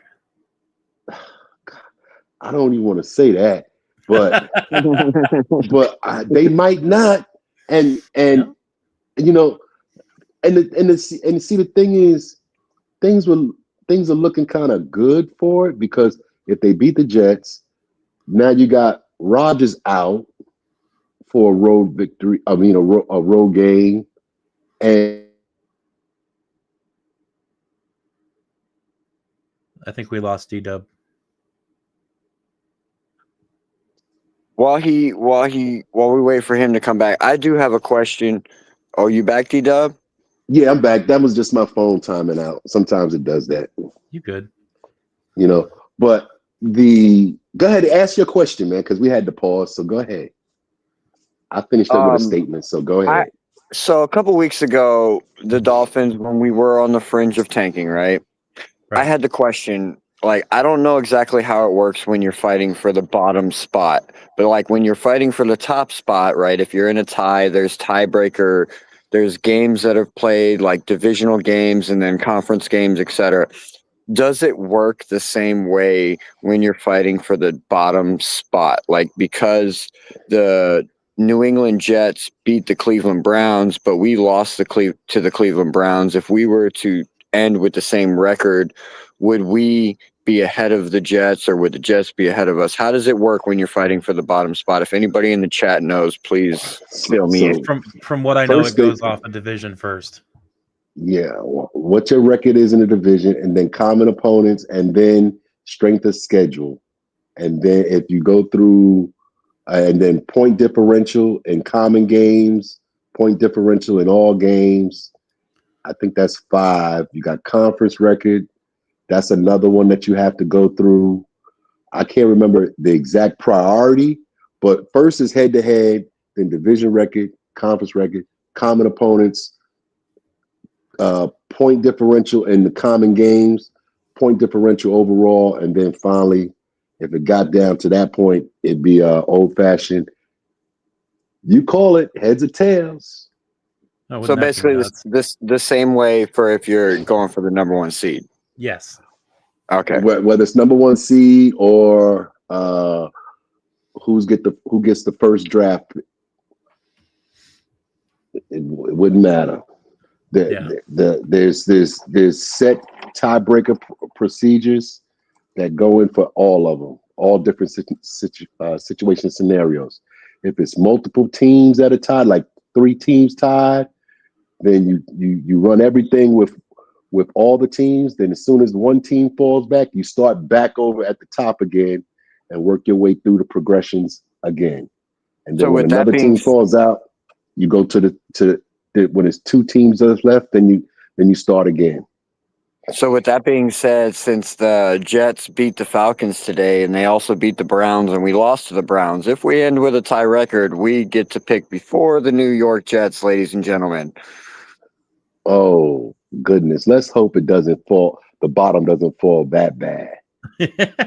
Let's hope that the bottom doesn't fall out that bad. Because if that's the case, see, first I of mean, all, they're only one game behind us? no, they're 2 games? games. 2. They're 2 games? games. Yeah. They're 3-9, and the Dolphins are 5-7. Yeah. So you still got you still got a lot of games to play, but let's hope that the Dolphins don't fall that far to go for a chance of maybe. I mean, if Pittsburgh could have won this game against Buffalo, you're only 2 games behind Buffalo. You know, so you're still 3 games with 5 to play. 3 Well, games behind with 5 to play. with that being said, that would mean that we lose to the Jets on next week. We would have to lose to the Jets because if we sweep them, then like they would get the pick before us anyways. And It doesn't. You know what? the way that the AFC's rolling out, man, like we could be looking at a world where we lose the rest of our games also because you still got the Bengals. They're not quite out of it yet. Steelers, they're fighting. The Bucks, like we just talked about with the Panthers, fighting for that number 1 spot. They could be hungry. The Patriots could end up losing a couple games in a row and still need to fight for the number 1 spot, and they could be hungry. Like the rest of our games could be tougher. They could be easy, but they could also be tough at the same time. Let me give you a little bit of history. Okay, I'm down for it. Let's go. It doesn't matter where you pick in the draft. What matters is who you pick. I agree. The Dolphins have had times where they have picked number 2, number 3, number 1, and still managed to mess it up. And then one year, they picked 24th and got themselves a franchise quarterback that lasted for 18, 19 years. Abel's got the answer here, guys. In situations where teams finish the previous season with identical records, the determination of draft position is decided by strength of schedule first and foremost. Which is what I said. Yeah, which is what I said first and foremost. Yep. So strength of schedule first. Yep. Now, like I said, it really doesn't matter where you pick. It's a matter of who you pick and what your organization is like. Because if that was the case, the Jets would be defending champions multiple times because they've had the number 2 pick or the number 1 pick or the 3rd pick in the draft. So is the New York Giants multiple years. So it doesn't really matter where you pick, it's who you pick. And if you're picking with the mindset that that's going to be your good fit for your organization and whether your organization is ready to support that type of pick. So you picking a quarterback number 2 and you don't have an offensive guru or an offensive line to help him, then what are you doing? You wasted a pick, i.e. What's that guy's name? Zach Wilson, Cam who's now Ward. the backup quarterback. Oh yeah. Sam Darnold, who, although he looks good now with Seattle, but at the time the Jets picked him, they were not a complete team ready to incorporate a rookie quarterback into their team. Thank you so much for that, D-Dub. And ladies and gentlemen, that's why Frozen Fin fans said this is not the year that we need to be tanking, right? Because it doesn't matter where you're drafting at. It matters who you're drafting at. Listen to the OG that just broke it down for you. And guys, D-Dub's right. Cat in the Hat's right. This year is going to be one of those years where it does not matter where we're going to be picking from. We have, hopefully, regardless of hopefully, we have a new general manager, whoever that's going to be. It's somebody new. And when you look at what this team has done in scouting, drafting, and player acquisition, it's going to be better than what we've had. I don't care who it is. It's going to be better. I'm not saying it's going to be great, but it will be better. This is a perfect draft for an incumbent GM to come to this team.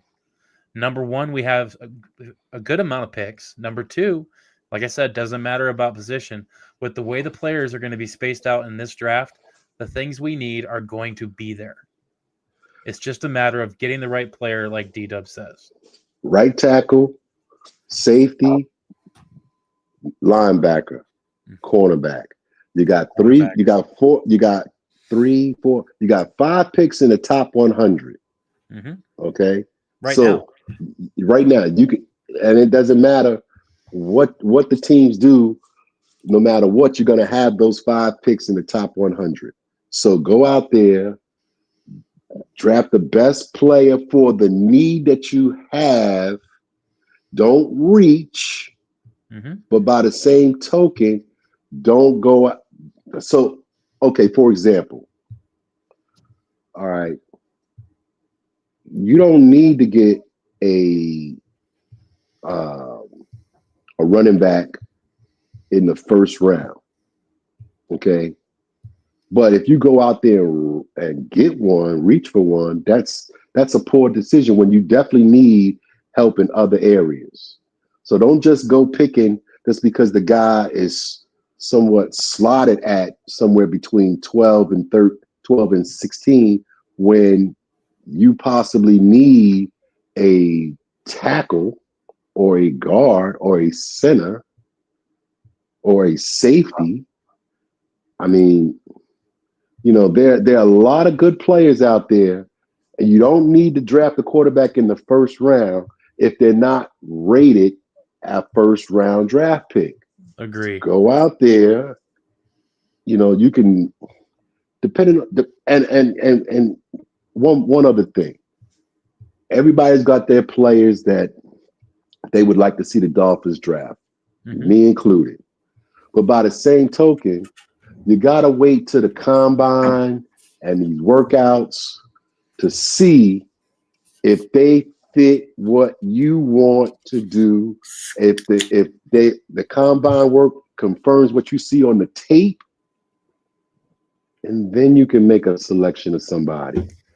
But don't just be so stuck in the head that I got to get that player when there are other options.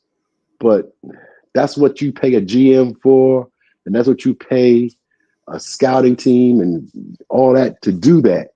So we as fans, we can have our desires for what we want, but hopefully those line up with what the team wants and can select.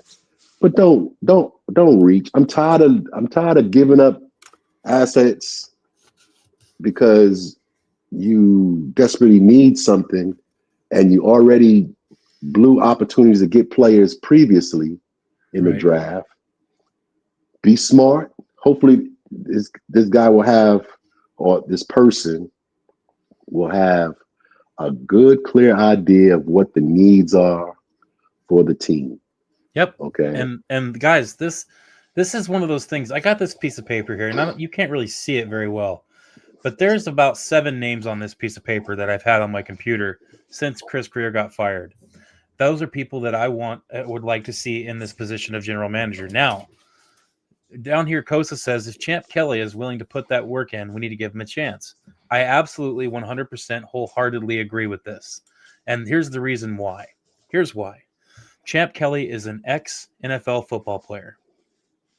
Not only that, if you are familiar with Champ Kelly and have ever watched him play, the man was a heat-seeking missile on the field. And I know it doesn't affect how the GM is going to be, but I'll tell you what, this is the kind of guy that if we have as our general manager, we can be proud of this. You want an ex-player as a general manager. You should absolutely want that because that's the kind of person that can recognize true talent, real field game ready talent. Champ Kelly is that. So if we end up having Champ Kelly as our full general manager after this season, I'm not going to be hating on that. In fact, I'll be pleasantly encouraged. Or if any of the other people I have on my little sticky note here end up being a general manager. But an ex-player as a general manager, that's not a bad thing. Shout out to Vamos Gatos. What up? Thanks for coming in. No, we definitely need somebody who has some football knowledge as our GM, right? And like, I don't really know too much as far as general managers go. But I do wonder, like, is Champ Arena League, Kelly? yes. I'm sorry, Arena League, yes. College player to Arena. You're right. Apologies. Go ahead. Is Champ Kelly actually related to Omar Kelly? Does anybody know the answer to that? I've not heard Omar say that that's his family member in any of the things that I've seen. I heard on the Dolphins Collective the other day, like one of the recent ones, like I saw it in the chat, but I don't know if it was confirmed, if it's confirmed or not. But like, if it's factual, that's the only thing that really scares me away from Champ Kelly. Because like, if Omar Kelly has any kind of influence over this guy, like then we're in deep doo doo. He's not. No. Okay. Omar Kelly would have broadcast that as soon as he got hired that was a family member, and he has not up to this date.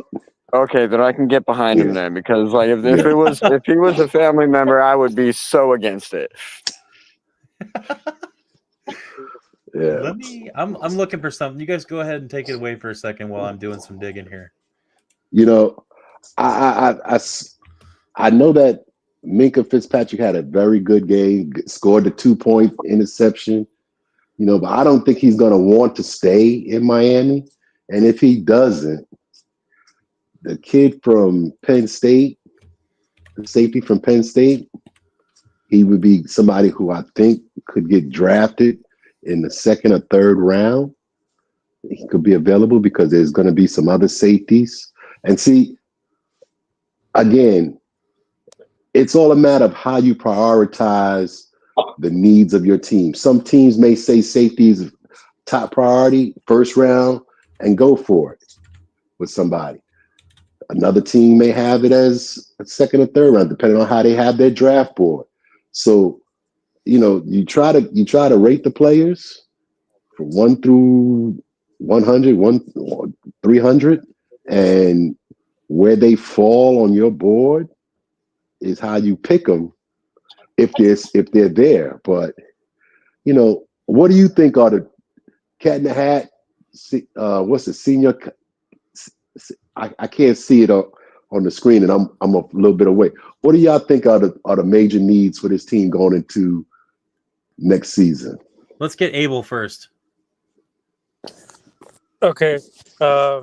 Yeah, my name is that because I'm kind of doing a little bit of trolling, I've been happy for wins. Real quick, before I get into positions, it's nice to meet you, D-Dub, Cat. First talking with you guys, Dirk, thanks for having me on. I just want to say, first off, I think if you would have said at the start of the year that if there's any point at a time in the season, and even if you look back at a month, if you told any Dolphins fans, if you told them, we're going to fire Chris Greer, and you're gonna go on a 3-game winning streak, regardless of who those opponents are. I think everyone as a Dolphins fan would just be over the moon, like, wow, like that's crazy. Like I think right now we've had a full month of just good stuff. Of Greer getting fired and us racking off 3 wins. I just want to like put that, in context fully. That's the bigger picture of everything that's happened so far over the last month. It's been a good month. But to get back to your question, D Dub, it was like what's the most need of concern, right? Mm-hmm. By Uh, position. Position. Mm-hmm. I mean, I would probably have to say the safeties group. I mean, as of right now, Russell Douglas and Jack Jones, they're being good, serviceable corners. I mean, I wouldn't be surprised if we go corner, So next year too. you're talking about the defensive backs as a whole. You talking to me? You asking me to read? I'm saying by position. Cornerback, safeties, running backs, wide receivers, tight end. Do you think that there's what do you think are the top 3 needs that the Dolphins need to address in the draft? Real quick, so Cat can go. I'll say safeties, tight end, and I still say go for the O line for sure. Okay. What do you think, Cat? Well, we need to get a generational tight end. Like we need to stop trying to rely on these 1-year deals with these tight ends, like coming in here trying to learn this complicated offense. We need to go draft a generational tight end. We're seeing the NFL shift kind of in a sense. And if we're not going to have some kind of great quarterback like a Patrick Mahomes or a Josh Allen or a Lamar Jackson, we need to put offense on the field that can produce. So I feel like number 1 need we need to go out and get is a tight end, like a good tight end, somebody that can block, catch, and possibly even throw the ball if asked to. And then from there, I would say that we need to focus on our defense as far as corners go, the secondary, and from after that, since I don't know how Quinn Ewers can do in this offense yet, I would say quarterback. Just keep trying on quarterback until we find the guy. So here's where I'm at here. Mine's easy. I don't know if it's legible. I'm going to try to make it where you can read it. O-line, corner, wide receiver, or tight end, as long as they're tall. That's what I'm looking for. Tall receivers. Yes. And safety. That's my order. Real simple. And it could change, but that's where I'm at right now. I have 2 D-dubs. I wonder why. Well, because what happened was I was on the phone. I got a phone call came in, and it probably jacked up things a little bit. We should be good now. Okay. All right. All right. I thought you separated from mitosis and there was 2 of you guys now. I was confused. Oh, you know what? There's some days I wish there was 2 of me. That way I have to send one out to do the chores. Like what's the movie Multiplicity? Yes. That didn't work out so well for him. No, but I would definitely rein the second me in. He would not have so much power. He'd just be doing chores and that's it. Goodness. All right, well, it was good, guys. I got to get out of here. I got to see what's going on with the wife. I'll catch you guys next time. Hit me up, Frozen. Right. Hit me up on Discord, man. We'll get together. I will. Thanks for coming, dude. All right, peace out. Hey, Frozen. I missed the last time because I was doing some work outside on my fence. So I do apologize for not being there the first time, but I did watch the video and I did like it. You're good, man. Thank you. Mm-hmm. So Abel, got anything you want to add to the conversation? Because I am going to have to get off here pretty quick. It's been almost 2 hours, and I got to start figuring out dinner. No, yeah, you're good. I'm sorry for getting late. No, I'm going to give you guys both a chance to spew anything you need to spew, anything you need to get off your chest. You know, I'll say this. The secondary today played better than Tua. The linebackers played better than Tua. Tua was close to having 3 interceptions. Tyler Shook played better than Tua. Okay? And he is a second-round rookie. Mm-hmm. I am so disappointed in Tua. You know, it's evident that he's the weakest link, and he is what's going to hold this team back from any real success. He may have a game where everything is perfect, and he can throw for 300 yards, but it shouldn't have been this difficult. This game, okay? It was 16-0 at the half. It should have been at least 17, if not 21-0. But because of Tua's poor performance, it was only 16-0. And to show you the lack of confidence that McDaniel has in Tua, the last 2 plays of the first half, they get the ball up to like around the 20-some yard line with the clock running, timeouts in the pocket, still in the pocket. What do? They let the clock run down to 2 seconds and then kick a field goal. Now, most teams in the NFL with a timeout in hand, even without a timeout in hand, they would have spiked the ball, stopped the clock, and tried to go in the end zone 1 or 2 times with like 15, 14 seconds left. You got enough time to run 2 plays towards the end zone. But not the Miami Dolphins, not McDaniel, not with a Tua-led team. No, we can't risk it. We run the clock down and kick a field goal, which, you know, if it wasn't for Olave missing that pass in the end zone, those 4 points would have caused us, or lack of those 4 points would have caused us to lose this game. So I know everybody's happy that they won, but the Dolphins have not looked impressive during this win streak. Okay. They didn't look impressive today. They didn't look offensively impressive against the Commanders. And before that, who did they play? Who was it that because they won 3 in a row. So I'm trying to go back.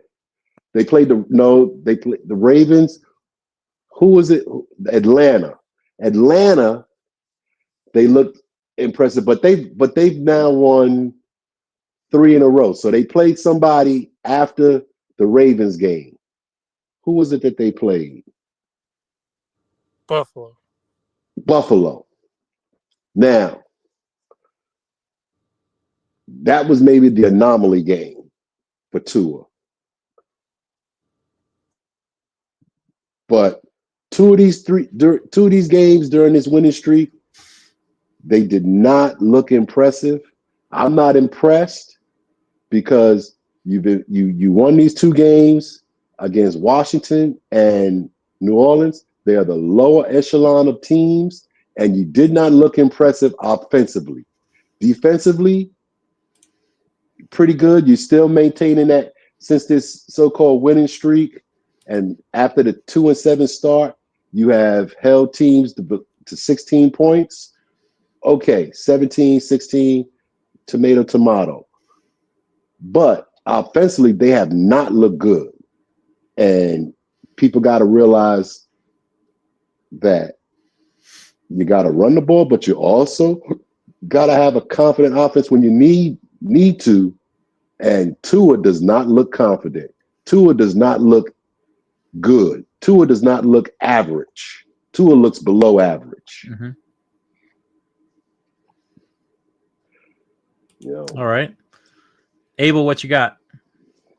Yeah, I mean, like I said in the comments, I mean, he's kind of turning into a game manager, like right before our eyes. I think we've kind of realized now that the team uplifts. Everything needs to be perfect so that the team, he doesn't uplift the team uplifts him. I agree with that. Is it really is it the hip that's still affecting him from the hit last year? Is McDaniel telling him not to take too many shots to not have turnovers and hurt the team? I mean, we really won't know, but I mean, real quick, just because I know that you got to go. I mean, they're winning solves everything. For those who want to lose, this might make things a little bit more murkier. Where are we going to run it back with McDaniel into again next year, or do we have to?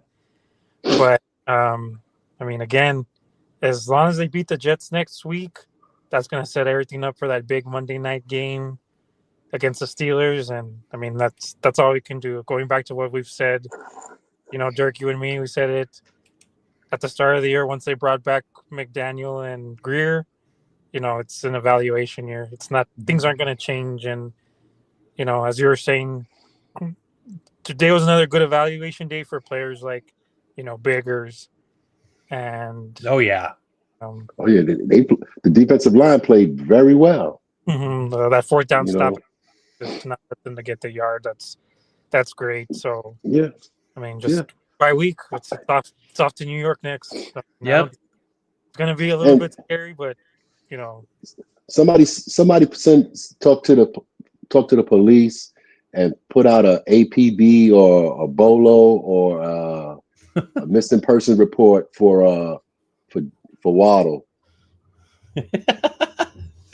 Yeah, we and here's where I'm at. Like I said, I am rooting for wins. I always will. Never going to root for losses. I'm all about the evaluation this year. I think that what they're doing right now is the way to do things for Miami. I am very, very happy with the defense as a whole stepping up. We're seeing them grow and improve week by week, and you can't be upset with that at all. We're finally starting to see some interceptions, some turnovers, some sacks. We had 4 sacks today. That was huge. A lot of things finally starting to roll for Miami on defense. However, offense kind of being hindered a little bit from the quarterback position. However, it doesn't really make much sense at this second to do anything else with that, at least until we lose one more game. That's my own personal opinion. Obviously, his performance has left a lot to be desired, and hopefully he can figure something out to try to save his job, because right now he's working himself into a cut. Maybe not this year, but he's working himself out of a job, and that's definitely what he's doing. So hopefully he can figure something out and at least put a better effort on the table for the Miami Dolphins, because we need him to at least be serviceable, and he's not been that. So it is an ugly win, but we're going to have to ugly. And that's exactly right. And that's what I said, George, earlier. I was saying that even if we lost another game, they're still going to keep fighting, because they're all fighting for their jobs right now. They want to keep that. Yeah, they all want to put good tape on, so if they're not with the Dolphins, they can go to another place. Right. Yep. And here we are. I think that's what motivated Minka to run all the way down and score that 2 points. Shoot. Yeah, he said he was gassed too at the end of it. Oh yeah. It was super entertaining to see him do that and to get that reward. So here we are, 5-7. Right. We've won 3 straight, 4 out of the last 5. We can't lose sight of that. However, there's a lot to be desired, a lot left to improve upon. So hopefully the evaluations continue. We keep watching these games. We keep rooting for these wins as Dolphins fans, because that's what we do.